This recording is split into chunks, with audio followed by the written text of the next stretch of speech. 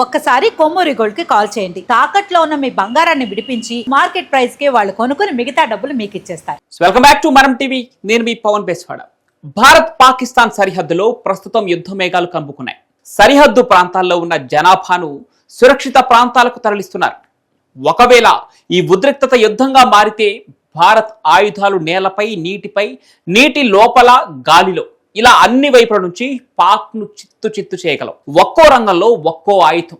Agniveer, INS Vikramaditya, INS చక్ర, Sukhoi Su-30 MK వంటి ఆయుధాలు ఎన్నో పాకిస్తాన్ కు నిద్ర లేని రాత్రులను మిగుల్చుతాయి. అయితే ఈ ఆయుధాలు ఎలా విధ్వంసం సృష్టించగలవో ఈ వీడియోలో క్లియర్ గా తెలుసుకుందాం. నేలపై భారత్ యొక్క అత్యంత శక్తివంతమైన ఆయుధం అగ్ని-వి ఇంటర్ కాంటినెంటల్ బాలిస్టిక్ మిసైల్. ఈ మిసైల్ 5500 కిలోమీటర్ల రేంజ్ తో సౌండ్ స్పీడ్ కు 24 రెట్ల వేగంతో ఆకాశాన్ని చీల్చుకుంటూ పాకిస్తాన్ యొక్క ఏ టార్గెట్ నైనా సెకండ్స్ లో హిట్ చేయగలదు. 1500 కేజీల న్యూక్లియర్ వార్ హెడ్. ఇది భారీ విధ్వంసం సృష్టించగలదు. సిటీలను బూడిద చేస్తూ మిలిటరీ బేస్లను శిథిలాలుగా మార్చగలదు. దీని MIRV టెక్నాలజీ ఒకే స్ట్రైక్ లో మల్టిపుల్ టార్గెట్ ను స్మాష్ చేయగల సత్తా కలిగి ఉంది. ఇక నీటిపై భారత నేవీ దగ్గర ఐఎన్ఎస్ విక్రమాదిత్య ఉంది. ఇది 44,500 టన్నుల aircraft carrier. 30 MiG-29K fighter jets, Kamov హెలికాప్టర్లతో ఇది సముద్రంలో కదిలే ఫోర్స్. పాక్ నావల్ అసెట్స్ ను నాశనం చేయగల K-59 missiles, Barack 8 air defence system తో సిద్ధంగా ఉన్నాయి. విక్రమాదిత్య రాడార్ పాక్ షిప్స్ ను, జెట్స్ ను లాంగ్ రేంజ్ లో డిటెక్ట్ చేసి కొలాప్స్ చేయగలవు. నీటి లోపల భారత్ సైలెంట్ వారియర్ అయిన ఐఎన్ఎస్ చక్ర, అకులా 2 class nuclear powered submarine ready to fight కు సిద్ధంగా ఉన్నాయి. ఇవి 600 మీటర్ల డెప్త్ లో ఆపరేటివ్ చేయగల ఈ సబ్మెరైన్స్.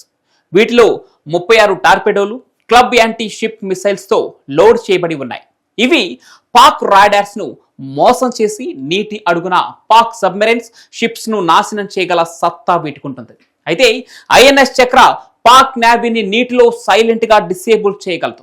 న్యూక్లియర్ ప్రొపల్షన్ దీన్ని ఎన్ని రోజులైనా నీటిలో ఆపరేట్ చేయగలదు. ఇక గాలిలో భారత ఎయిర్ ఫోర్స్ రాజైన Sukhoi S-30 MKI 4.5+ generation fighter jet ఉంది.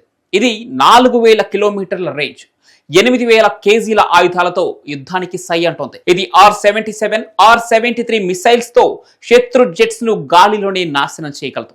నిర్భయ్ క్రూజ్ మిసైల్స్ తో గ్రౌండ్ టార్గెట్స్ ను ప్రెసిషన్ తో హిట్ చేయగలవు. ఈ జెట్ పాక్ ఎయిర్ స్పేస్ ను డామినేట్ చేయగలదు. ఈ అగ్ని-5, ఐఎన్ఎస్ విక్రమాదిత్య, ఐఎన్ఎస్ చక్ర, S-30 MKI ఆయుధాలు భారత్ స్ట్రాటజిక్ పవర్ ను పాక్ కు రుచి చూపిస్తాయి.